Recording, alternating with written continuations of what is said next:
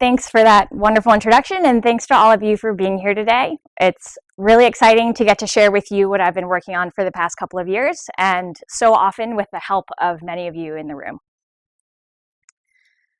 Every year, extreme weather events like these remind us of the close relationship between the climate and society. Whether it's wildfires out here on the West Coast or hurricanes on the East Coast, these events take a huge toll on our health, on our economies, on our happiness. We've always lived with risks from events like these, but the challenge of managing those risks is getting harder, and that's because of climate change. We know now that changes are in store, even if we don't know exactly what those changes will be. For example, take sea level rise. Here are the latest projections for sea level rise through the course of this century, and you can see that we have an intermediate estimate of about 3 feet. We can't rule out anywhere from 1 foot to 8 feet of sea level rise by the end of the century.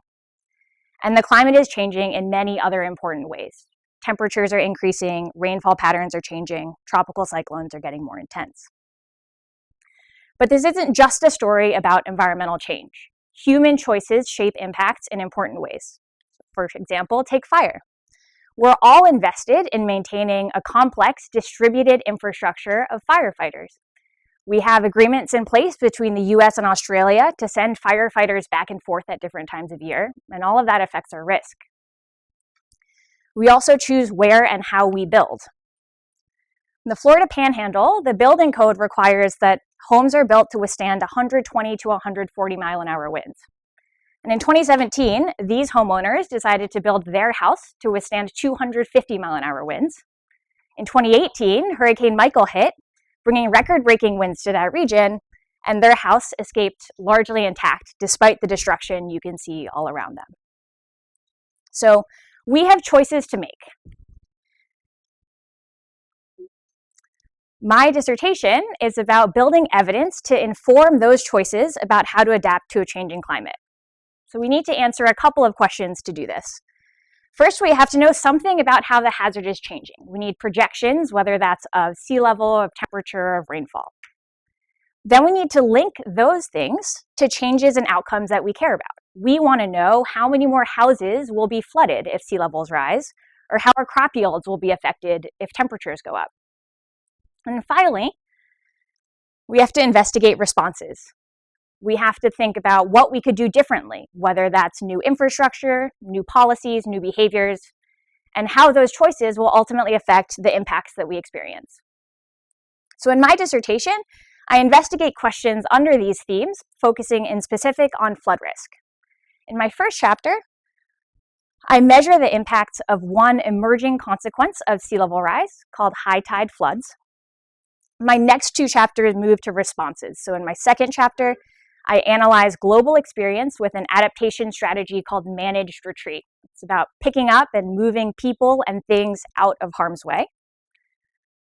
And in my third chapter, I measure how information about flood risk affects residential property values in the United States. So I'll go ahead and get started here with my first chapter on the impacts of climate change. So most of the time, when people think about the impacts of climate change, they think about big extreme weather events. Things like Hurricane Harvey that leave a huge physical damage footprint. So we could come back here a week, probably months later, and count the number of houses that have been damaged, figure out how much it would cost to repair the road network. But increasingly, just kidding. And when you see headlines like this, those are largely estimates based on these physical damages. How much did it cost to clean up the debris after a fire? How much are we spending on fixing up houses after a big weather event? Increasingly, we know that not all of the impacts of climate change are those physical, tangible damages. For example, when it gets hot outside, we know that rates of interpersonal violence go up. We can see that because pitchers are more likely to retaliate and hit batters when it's hot outside. Rates of violent crime also go up. And we also know that temperature affects cognitive performance. Math scores in particular tend to go down when it's hot outside. So we know that these intangible damages matter, but when it comes to flooding, we've really been focused on these physical consequences. And that's a problem because some floods don't leave a big physical footprint. So These are pictures of a phenomenon called high tide flooding. It's also called nuisance flooding or sunny day flooding. And as sea levels have risen around the world, it takes less and less to push water above the range that coastal infrastructure was designed for. So if the wind is blowing in the wrong direction, or if the tide is abnormally high, you get pictures like this. The water is spilling into the streets. It's a sunny day, not a cloud in sight. These floods are often fleeting. So if they come in with the tide, they're likely to go out with the tide. So they don't leave a big footprint behind. If I came back to this intersection a couple hours later, I probably would see no evidence that this had actually happened. Those traditional damage estimation methods just don't really work for this type of flooding. And that's a problem because these floods are becoming more frequent. So here are a number of different tide gauges from around the United States. And at each tide gauge, there's a level on the tide gauge where we start to worry about flooding on land. What the height of the bars is showing is the number of days every year where that tide gauge is recording water above that flood warning level. So what you can see is in the 50s and 60s, most tide gauges in the US were recording 0 to 5 days per year every year. But over time, the number of days above this flood warning level has sharply increased at almost every tide gauge in the United States. And here, especially on the East Coast, we're seeing 50 to 60 days per year every year with water above that warning level.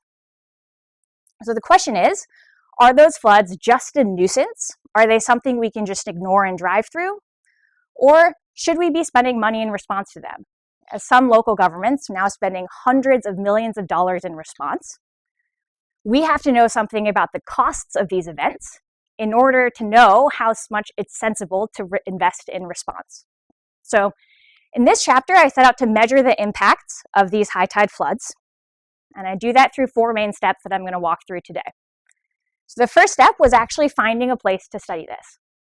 I needed a place that flooded regularly, but was also home to high-frequency economic activity. And I needed that high frequency to capture impacts on these short timescales of these floods. Then in that place, I had to figure out when it actually floods. Because these floods don't last for very long, we don't have a record of what's flooding and when, so I had to actually construct that for this location. Then I linked those floods to economic activity. And finally, I added up all of the impacts over the course of the year, both present and looking into the future as sea levels rise. So I actually considered a number of different places to do this study. We looked at what data would be available for different cities and what parts of those towns flood. And I ended up in Annapolis, Maryland, where I had fantastic partners in the city government there who were really great to work with and very supportive of this project.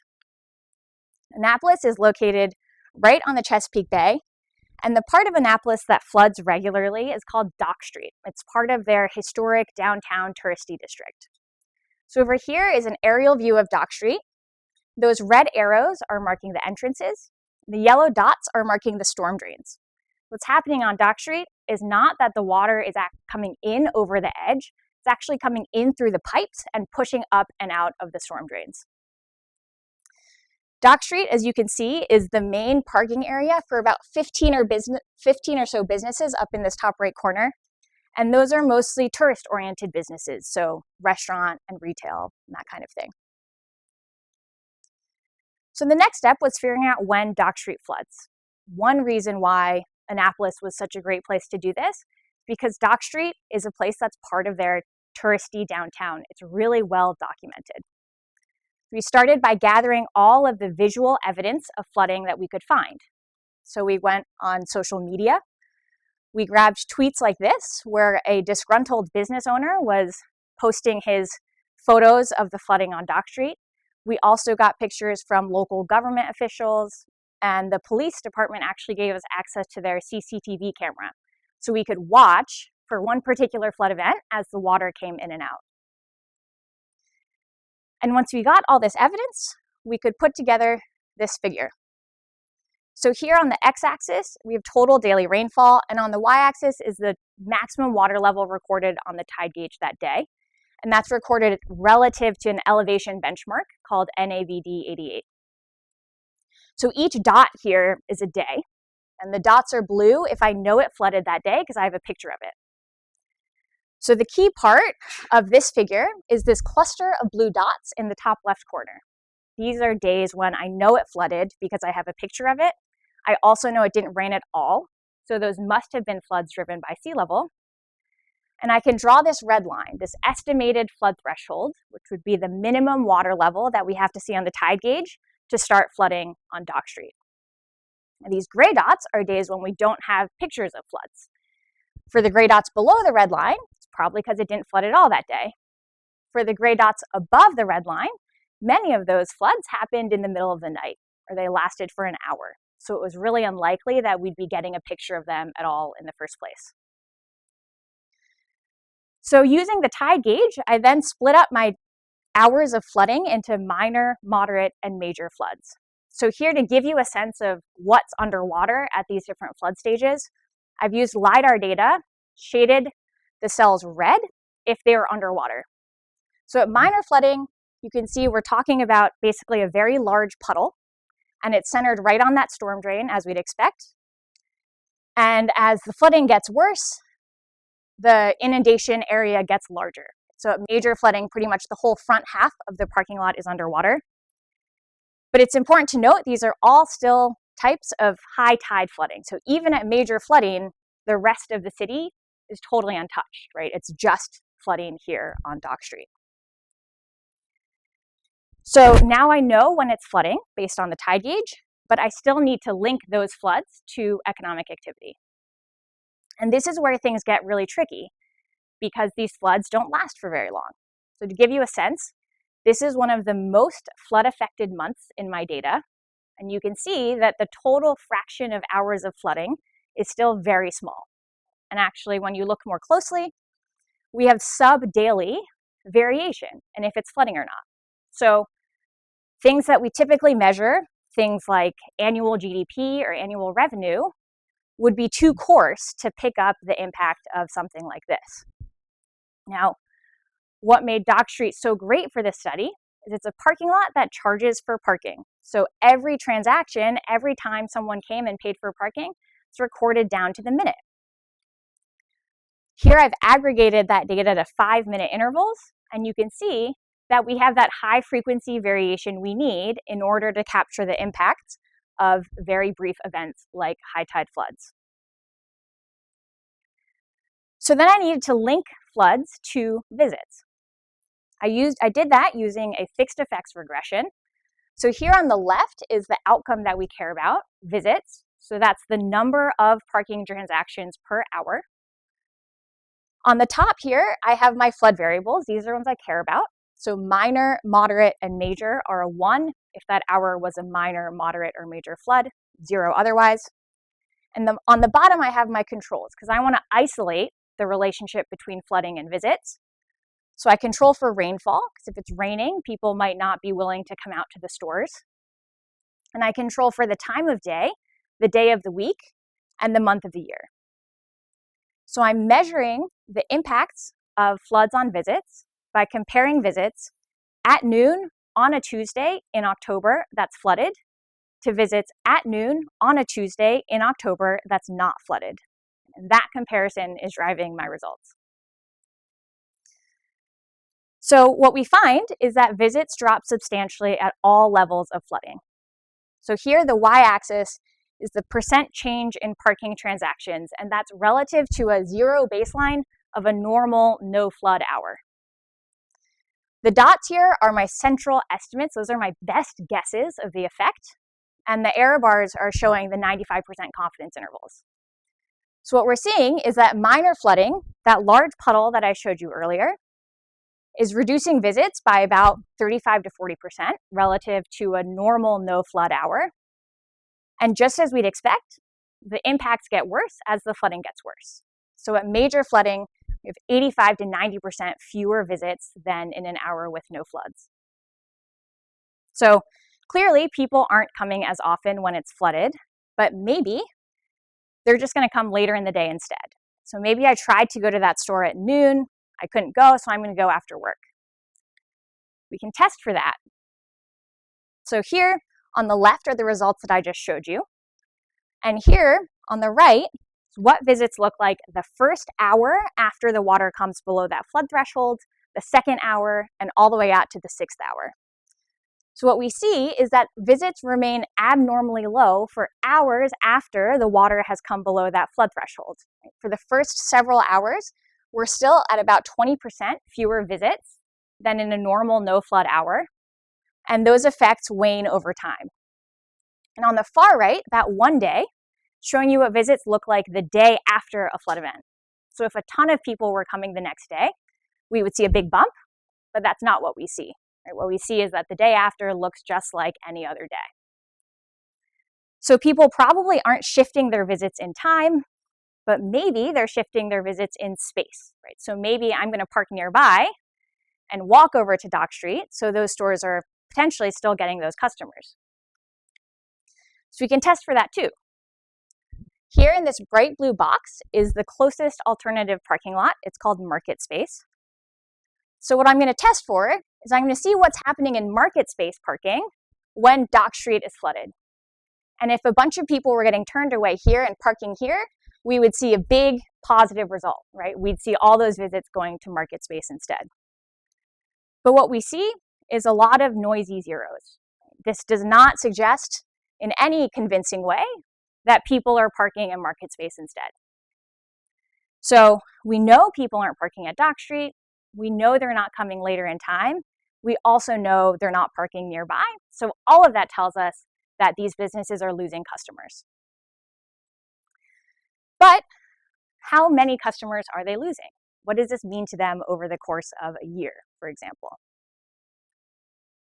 When I do that, I find that high tide floods reduced visits by 2% in 2017 compared to a year with no floods. So in 2017, we were down here in this right-hand corner.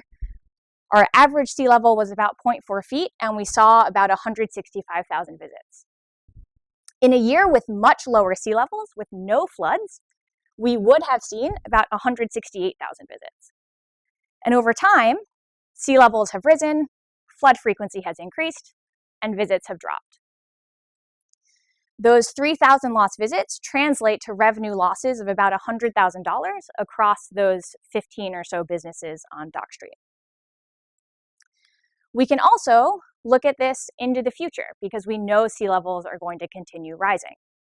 When we do that, we see that we're really just at the start of seeing these impacts of high tide floods. So here, these red and yellow points on the left are what I just showed, and the blue line is showing what's projected in the future under higher sea levels. I mentioned in 2017, Dock Street saw 3,000 fewer visits. That number doubles with 3 more inches of sea level rise in Annapolis.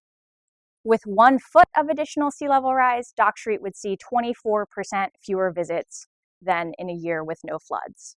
And 1 foot in Annapolis is well within a few decades. So what are the main takeaways from this study? First, we find very strong evidence that climate change is already affecting us through these high tide floods. Right? It's not just through these extreme events where we have to worry about climate change. And second, the losses may seem small now, but they get big very, very quickly. Right? Those 2% losses turn into 24% losses if we do nothing. So the key question then becomes, how can we respond? What can we do to intervene, change the relationship between sea levels and visits? So sea levels might rise, but we don't go off that blue curve that I showed you earlier. So at this point, you might be wondering, these people on Dock Street, they see what's going on. Clearly, they're responding in some way, right? So we went and talked to them about it. And what we found was people had really different ideas about what was going on. One person we spoke to said that it floods 2 to 3 times a week. That's 100 to 150 times a year. A couple doors down, someone told us it floods once a month. So that's about 10 times a year. People also had different ideas about why it was flooding. So one person said it floods whenever it rains. Another person would say it has nothing to do with the rain. It's just about what's happening in the water levels on the bay. And when we asked about how it affected their business, we got similarly divergent answers. So one person said, if it's flooded down here at all, even just a little, our foot traffic disappears. But a number of people we spoke to were really uncertain about how these floods were affecting them. So maybe the takeaway is that these people just need better information, right? They don't really know what's happening, but if we could give them good information about the risks they're facing and the impacts they're experiencing, they could make a more informed choice, right? They could make the right choice for their business. So that's a question, right? How does information about climate risk affect behavior? We can ask that question in all kinds of settings. So take, for example, this Zillow post. This is a real Zillow post for a 3-bed, 2-bath house in Washington State. Unfortunately, the owner lists at the end that this house is located close to Washaway Beach. The home and shop will have to moved off the property soon due to the land eroding away. Right? So here's some information about climate risk. Right? Is it going to affect your behavior? Like, will it affect how much you're willing to pay for this house, or if you're willing to buy it at all? It probably would. And in my 3rd chapter, I ask exactly this question, studying how information about flood risk affects property values in the United States.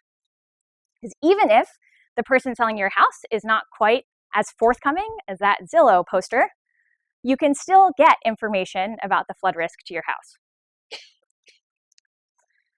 The federal government spends hundreds of millions of dollars every year producing maps like this. They do this in coastal areas and in inland areas. This blue shaded area is the floodplain. It's an area with a 1% or greater chance of flooding in any given year. That might not sound like very much, but over the course of a 30-year mortgage, that's a 40% or greater chance of flooding during that time period. If you buy a house in this blue shaded area, you are almost always required to buy flood insurance along with it. Now, these maps have been made for decades now, but increasingly, people are using them to promote climate change adaptation.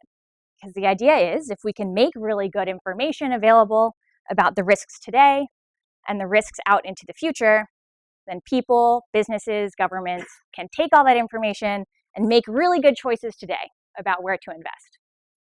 And we can actually use data from the real estate market to figure out how much of an effect these maps have. Because in a market where everyone is thinking and caring and considering flood risk in their choices, floodplain houses would be discounted relative to non-floodplain houses. Let's say that you're going to buy a house and you find 2 houses that you like. They're very close to each other. They're virtually identical. Initially, you value them both at about $200,000, which might sound insane for the people who live around here, but that's actually the average house price in my data set. Now, you're thinking about these houses and you learn that one of them is in the floodplain. And that means that over the course of owning that house, you're going to have to spend about $20,000 in fixing up that house. So then you say, okay, well, actually, I'm only going to offer $180,000 for that house because the total cost of owning the house is $200,000 that way, right? I've saved that $20,000 to spend on flood repairs. In this example, the flood zone discount, or the difference between 2 properties that are identical other than their flood risk, is negative 10%. It's $20,000 out of a $200,000 house.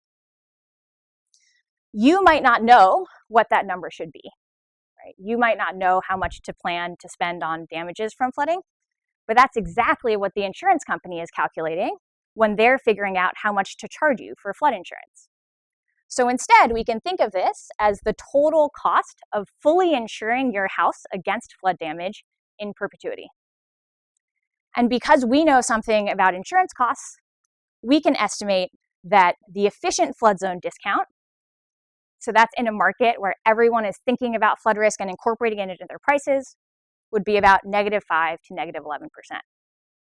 And now we can go out and get our data and figure out how well the market is doing. How well are we pricing risk? So this question has been studied many times before.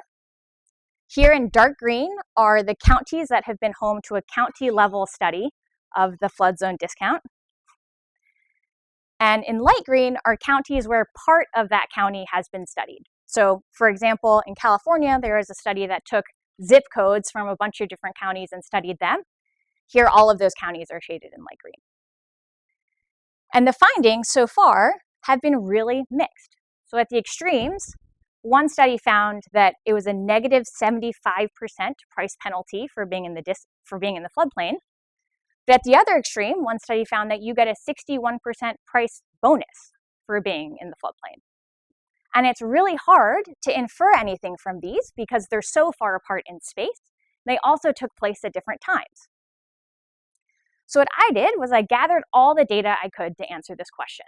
So I got a real estate data set that covers about 150 million parcels in the United States. And I grabbed all the digital floodplain maps that I could. And here I've overlaid those two and mapped them on a 5 kilometer by 5 kilometer grid. So here in white are areas where there is no digital floodplain map available. I couldn't study those, but I could study everywhere else. In gray are places where there is a map, there are just no floodplain homes. And the darker red you get, the more floodplain homes there are. So all the way out here in southern Florida and in Louisiana, we're seeing over 1,000 floodplain properties in a 5 kilometer by 5 kilometer space.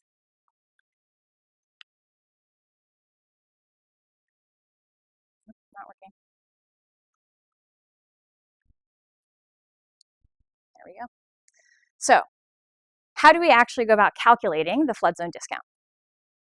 Here's a sample from my data. So all of these little black dots are parcels in my data set. The red shading is the floodplain. So you could imagine that your first cut at doing this was you've got these houses, they're really close together, but some of them are just on one side and some of them are just on the other side of the floodplain boundary. So you'll take the average prices of the red houses, compare them to the average prices of the gray houses. That would give you that flood zone discount. But what if the houses in the flood zone are really big? Right? Then you're comparing prices from two very different sets of houses. And so your comparison isn't actually just going to be about the flood zone. It gets really hard to control for everything that might be different between these two sets of houses because those differences could be really subtle. Like, what if the weather is slightly better on one side of the floodplain than the other? It'd be hard for us to observe that and control for it. And if we missed it, then our estimates would be wrong. So to get around that, I use the flood map updating process. So these maps are periodically updated to take into account new development, new climate data, new elevation data. Here is just the old map. And on the right, I've overlaid the new map in blue on the old map. So the purple area is area that was floodplain under both maps. And that blue area, that fringe you can see, that's an area that wasn't in the floodplain before, but the map got updated, and those houses got rezoned into the floodplain. So what I can do is I can compare the prices of these blue houses at two different points in time, before they were in the flood zone and after they were in the flood zone. I don't have to worry about property characteristics being different because it's the same house, it's in the same place, probably has the same number of bedrooms, same school district. So that way I can really isolate the impact of being in the floodplain. So to remind you, I said that in a market that is doing really well at pricing flood risk, we'd expect to see -5 to -11% discount. Just in case you don't trust me and my math, here are estimates from a number of other papers that have tried to do this. So you can see that our range is about right, though there are a number of studies that would project much more negative discounts. When we take all of our data across the country, throw it into this regression, we find very little evidence that the market is pricing risk to the extent that we would expect. So our best guess here is a flood zone discount of -0.5%. And based on those confidence intervals, we can't even really say with certainty that it's a discount at all, right? There's no evidence of that here. But that's not true everywhere. So when we split our data between inland counties and coastal counties, we find much stronger evidence that inland counties are pricing flood risk. The central estimate here is about 0.4%, so it's a little bit small, but it's in the range. And it's really in these coastal counties where we see nothing at all happening in response to flood risk. So why would some places seem to care more about flood risk than others? We looked at a couple of possibilities. So one possibility is risk perception. I learn that I'm in a floodplain, I just don't care. I don't think it's flooded in this area in 30 years, the maps are terrible, who cares? Another possibility is that the insurance costs are really low. So maybe I find out, but it's like a rounding error to me, so I'm not going to reprice based on insurance costs.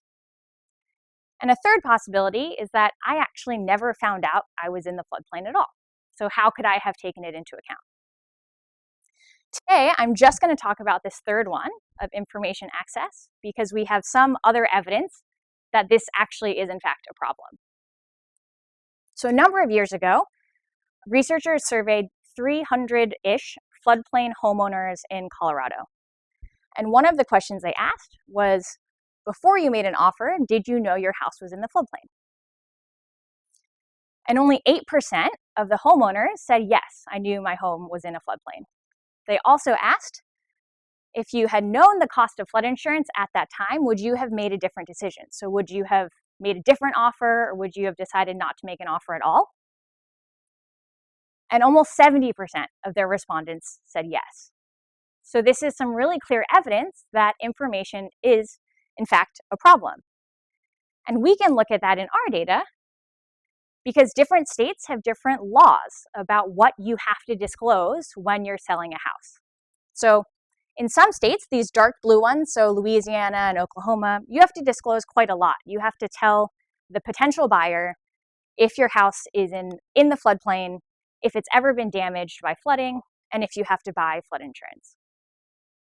Some states have some subset of those, and in the very pale colored states, which as you can see is about half of the country, there's no disclosure required whatsoever.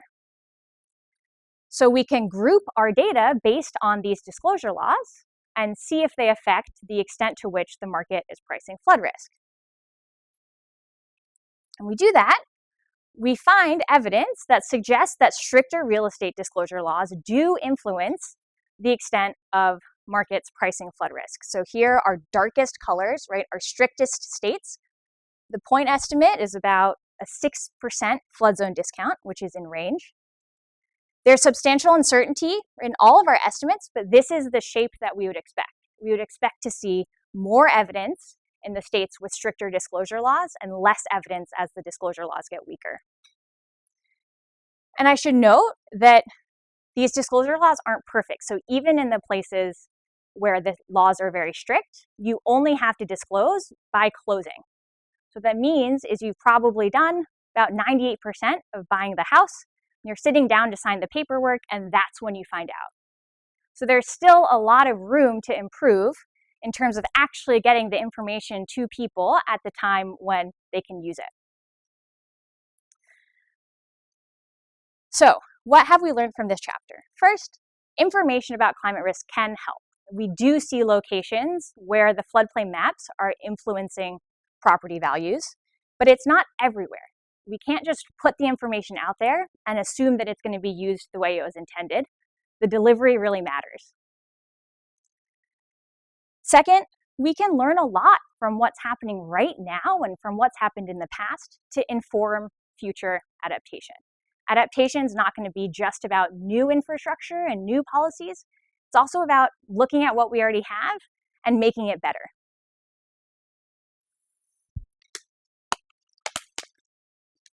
So today, I hope I have given you a sense that answering these questions is really important, but often the answers are very complicated. And really what we're doing is we're chipping away at these little by little in order to build the evidence we need to make choices about adaptation.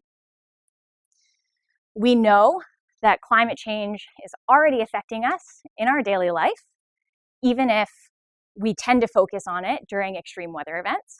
And we know that those impacts and the risks are going to get worse unless we do something about it.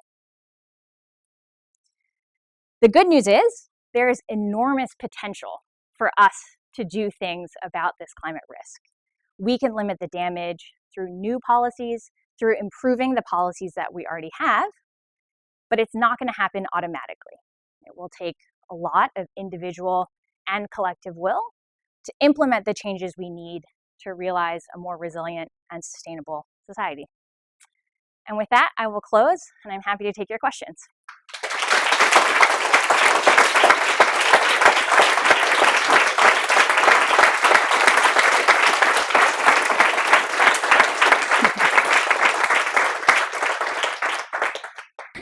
My job as chair is to call on you.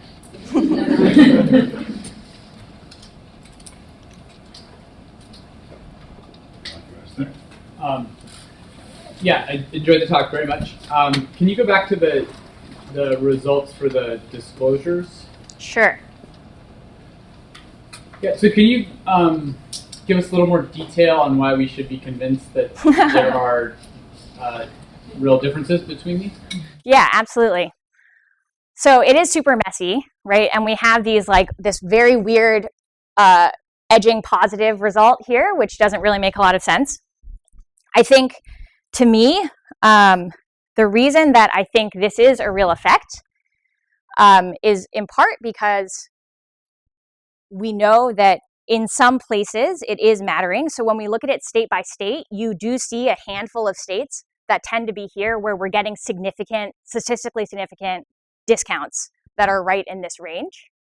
And I think what's happening is the way that we're grouping them is actually not the best reflection of disclosure law stringency. So this is the Natural Resource Defense Council analysis.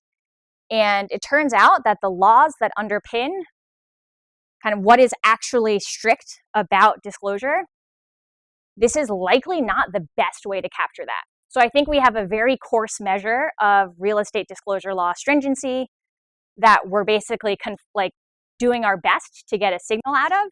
And what you end up with is something that is kind of messy, but looks like what we think something should look like. So I guess that is not a very satisfying answer, but I am, what? One of the kind of big next steps for this one is trying to figure out how to actually measure that better. So I'll give you one example. Like New York technically does have a law that requires that you disclose if you're in the floodplain, but it also has a clause in the law that says if you pay $500, you don't have to disclose anything. So so they basically were like, well, I guess we'll just say they have none. You know, it's very, this is not a science, I guess, is the unfortunate current state of things. I have two questions. Should I read my hand twice? Okay. So my first question is for your estimation of parking visitation rates across decades. How did you estimate what the parking rates were in the 1950s, assuming that there weren't those digital ticket machines in the 1950s? Yep. Do you want to do your second question?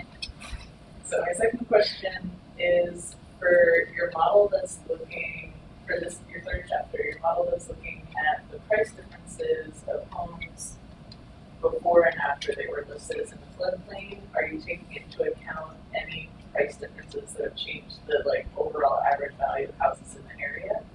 Okay, so for the first question, yeah, the decadal, the color shading that was decades in there reflects only differences in sea level that have occurred over that time.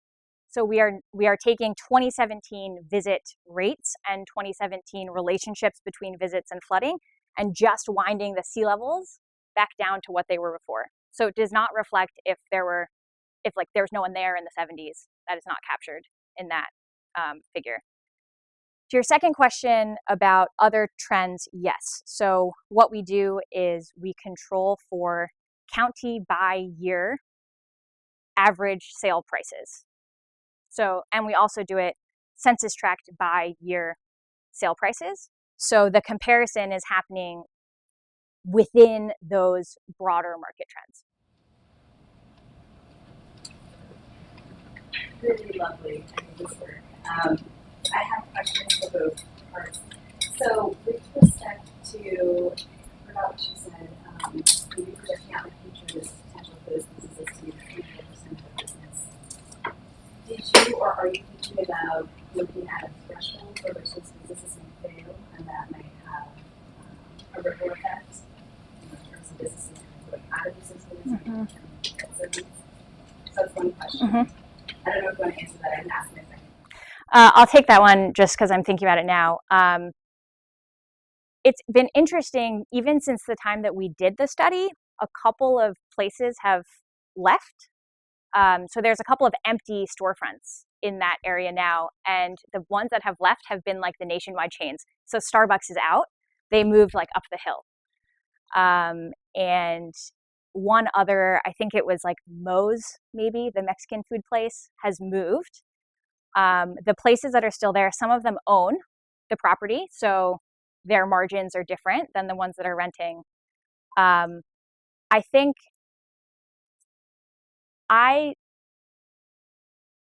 if you found the right place and a set of really willing business owners, then it would be possible to get the information you'd need to do that kind of analysis. I think here there was some willingness, but there was also a lot of like, people come and talk to us about floods all the time and it's fine and we just deal with it. So there wasn't a ton of enthusiasm for that would let us get the data we would need to do something like that. And with respect to this particular city, it's a slide or two maybe before this, you had a contrast between inland versus coastal. So, and then you were talking about this awareness and information, and I was wondering what's your estimate of inland? How far is inland? What is coastal? And then I'm seeing perspective with the disclosures, there's some variability with strictness. I know you said there are all these caveats with respect to states. Some are coastal states and some aren't. So first, can you tell me a little bit more about what inland is and why when it's something perhaps people are just familiar with river flooding and have more use of maps, whereas those in coastal areas perhaps aren't. And it looks like there's variable disclosure requirements. Across it, yeah. So tons of things are changing in these geographies, which makes it really hard. So in the inland versus coastal, it was counties. So if the county had coast, and that included actually the Great Lakes, then that was grouped as inland and the other were coastal. I actually think the reason why we're seeing less on the coastal is because the properties are just much higher value, period.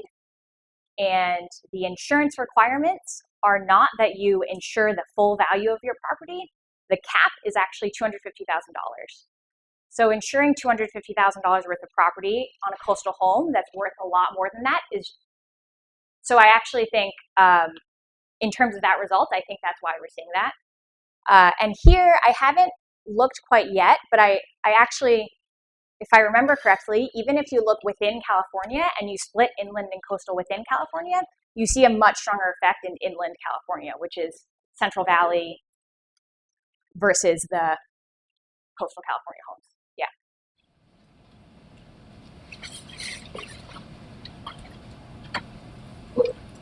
So I'm a little confused about like what it means to be in a floodplain, and I can imagine like a home. I've never bought a home, but like I can imagine if I were to try to buy a home and like someone were to tell me it's in a floodplain, I don't know what that means in terms of my risk.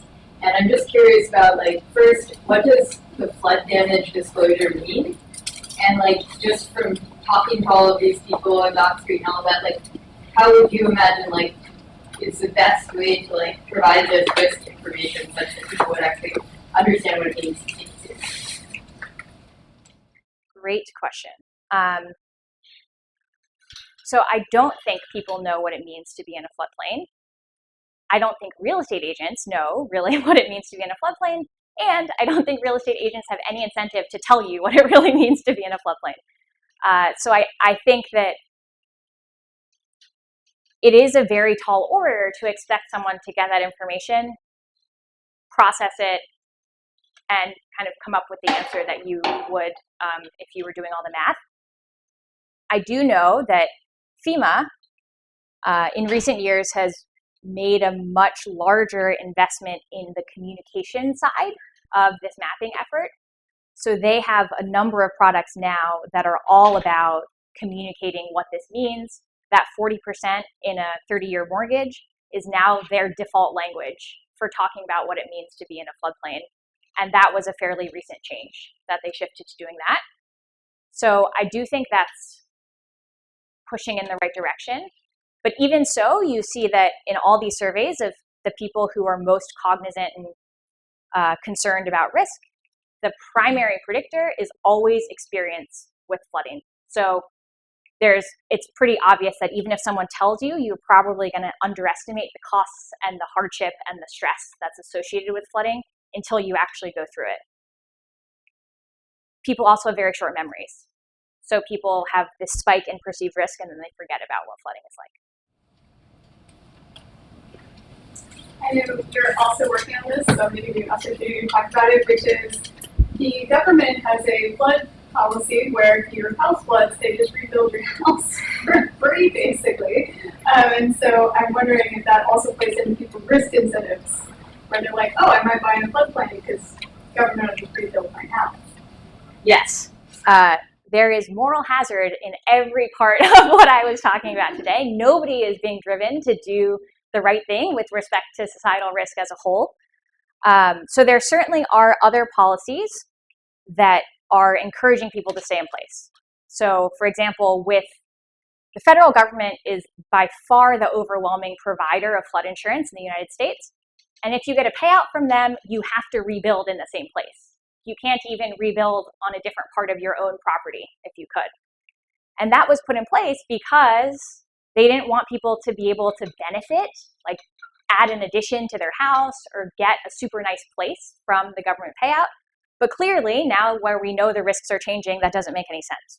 So there are certainly other policies that are dissuading people from doing what might seem like the sensible thing. I think the thing that I've heard that is most pertinent here is a new policy that any new construction cannot be insured by the federal government. So if you're building a new structure, you have to get a private flood insurer to do that, because if you can't get private insurance, there's no reason why the government should be insuring you. And I think that would at least prevent an increase in the number of homes that are these severe, repetitive, we've rebuilt them 15 times in the same place situations.